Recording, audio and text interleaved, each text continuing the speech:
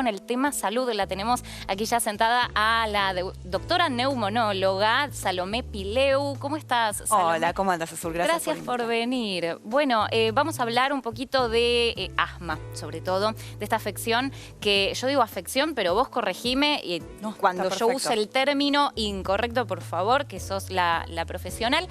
¿A cuántas personas afecta el asma hoy en Argentina? El asma es una enfermedad muy prevalente y el asma es una enfermedad que afecta en la Argentina a 4 millones de personas aproximadamente menores de 45 años. Desde la Asociación Argentina de Medicina Respiratoria y la Sociedad de Tisioneumonología de la Provincia de Buenos Aires estamos haciendo una campaña cuyo eslogan es "Controla tu asma, controla tu vida". ¿Por qué? Porque de esos 4 millones de personas se calcula que casi la mitad no tiene el asma controlada. Y existiendo todo un arsenal de tratamiento para poder usarlo, existiendo terapéuticas para el asma grave, no podemos aceptar hoy por hoy que tanta gente no tenga su asma controlada. Yo veo acá que desplegaste justamente lo que vos decís, el arsenal de tratamiento, así que ahora me vas a empezar a contar en qué consiste cada dispositivo. ¿Son cosas que uno, si tiene asma, si tiene el diagnóstico de asma, debería tener en casa o hay otras cosas que son de uso profesional? No, esto que yo traje son algunos de los dispositivos más comunes, que es el aerosol, que todos hemos visto alguna vez. Sí, el puff. El famoso puff, que se puede usar básicamente para contarte. El tratamiento del asma tiene un tratamiento de mantenimiento, que es el que los pacientes deberían hacer siempre, tengan síntomas o no tengan síntomas. Ah, ¿podés tener asma sin síntomas? Podés tener asma en algún momento, el asma controlado sin síntomas. Mira. Si hacemos las cosas bien, si los médicos y los pacientes hacen las cosas bien, los síntomas no tendrían que estar y no deberían haber exacerbaciones y el paciente puede hacer cualquier cosa. ¿Y qué puede desencadenar un episodio, una crisis asmática? ¿Alergia, por ejemplo? Súper buena pregunta. En esta época, cuando empiezan a volar los cositos de polen, las infecciones, puede ser aspirar humo, aspirar alguna sustancia, perfumes, ¿cómo se llama? Lo que uno usa para limpiar, para limpiar la famosa mezcla de detergente y lavandina que vaporiza. Sí, pero a uno que no tiene el diagnóstico de asma le hace mal eso, es terrible. Estás todo el día oliendo a lavandina. Y eso provoca broncoespasmo, hasta cosas de todos los días como reírse, como hablar mucho, como hacer ejercicio. Todo esto puede desencadenar el asma. Mira. Si uno lo tiene bien controlado, nada de eso debería pasar. ¿Qué ejercicio? Pues ejercitarnos nos tenemos que ejercitar Ejercitarnos nos tenemos que ejercitar igual. Entonces, algunos de estos dispositivos, que son los que se usan de mantenimiento, y el aerosol que se usa. Hay algunos aerosoles que se usan de mantenimiento y también de rescate. ¿Qué es el rescate? El rescate es cuando vos estás muy bien, pero saliste a la calle en un día como hoy, divino, pero que empieza a volar el polen. Sí. Y ahí empezás con tos, con sibilancias, con falta de aire, entonces ahí usás una dosis extra. La aerocámara, como está súper bien puesto en el video, se usa para los chiquitos y se usa para la gente mayor, porque coordinar bien el uso del aerosol realmente es difícil, para que tanto entonces menores como adultos mayores puedan usar la medicación sin tener que coordinar y sin tener que hacer un esfuerzo. Bien, entonces esto se combina, ¿no? Esto se combina, estas dos cosas se combinan. Y ahí va la cara. Exactamente, y esto va ahí. Bien, para los chiquitos. ¿Puede haber bebés con asma? Pueden haber bebés con asma. Habitualmente el diagnóstico de asma es un diagnóstico clínico, que es un diagnóstico que se va llevando durante el tiempo. En un primer momento a los bebés le van a decir que tiene broncoespasmo, que tiene una propensión al broncoespasmo, que es hiperreactivo y con el tiempo se lleva al diagnóstico de asma. El broncoespasmo no es lo mismo que asma. No siempre tener broncoespasmo es igual a asma. Uno puede tener broncoespasmo y no ser paciente asmático. Totalmente. ¿Y uno puede no ser asmático durante muchos años de su vida y que de pronto se desencadene? Sí.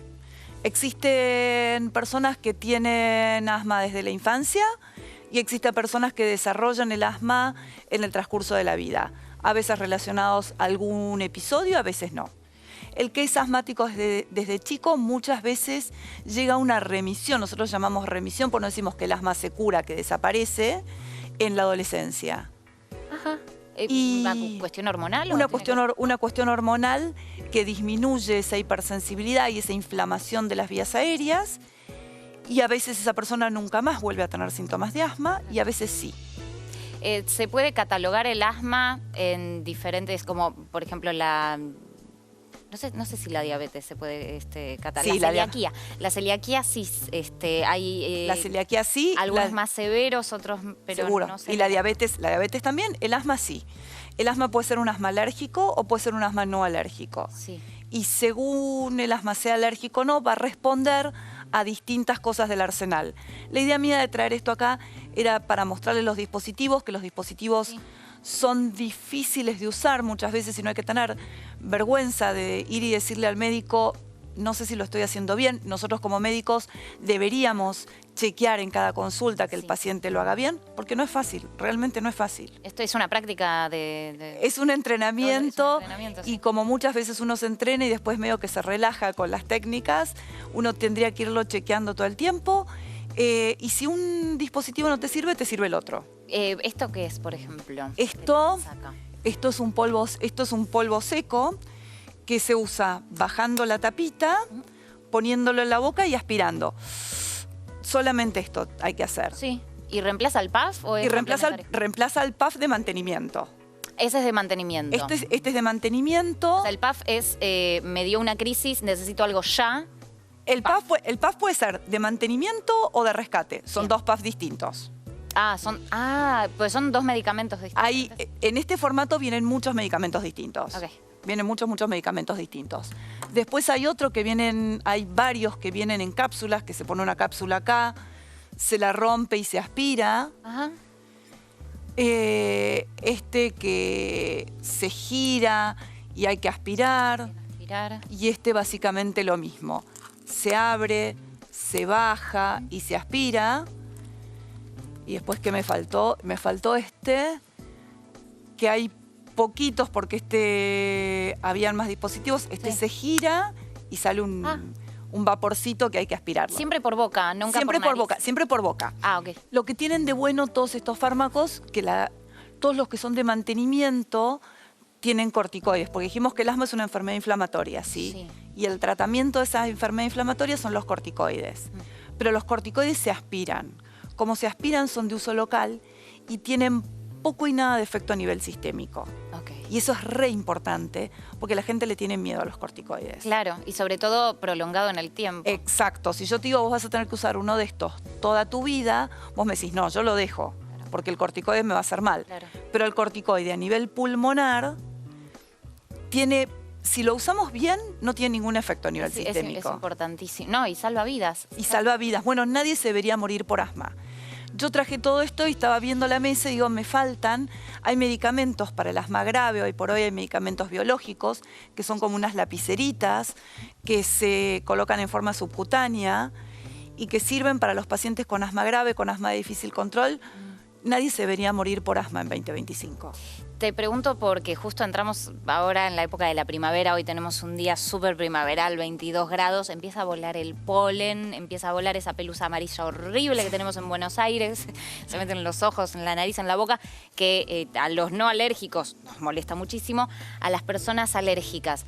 ¿Qué tenemos que tener en cuenta a la hora de, en esta época tan sensible, de diferenciar cuando vemos que alguien quizás se está ahogando o está teniendo una crisis asmática, con cómo deberíamos ayudarlo, si esa persona realmente entra en crisis, ¿no? Si esa persona entra en crisis, lo primero que le vamos a preguntar es si sabe si tiene un diagnóstico de asma y si tiene su inhalador cerca. Okay. Si tiene su inhalador cerca, los asmáticos deberían tener el inhalador de rescate en el bolsillo. Bien. Es lo que le decimos a los pacientes. En el bolsillo, en la mochila, en la cartera, deberías tener el inhalador de rescate. Sí. Y si no, si no lo tiene y el paciente tiene síntomas. ¿Qué síntomas pueden ser? Una opresión en el pecho, una tos incoercible, una tos seca incoercible, falta de aire, que el paciente no pueda hablar una frase entera, que hable con palabras entrecortadas. Todo eso son señales de alarma que usa el inhalador y por otro lado uno llama a la ambulancia. Sí, o sea, si no tenemos inhalador cerca, y si no tenemos ambulancia ya. ambulancia ya. No es, no, sentate, vamos a calmarnos, eso no resuelve. No, eso no resuelve. Eso no resuelve porque esto es inflamación de la mucosa, Claro. es que se pone más gordita la mucosa del bronquio y el bronquio se cierra. Claro. El inhalador ideal que uno debería usar para los asmáticos es algo que lo abre y que disminuye la inflamación, hace que el bronquio se dé vuelta más finito y que ese bronquio se abra.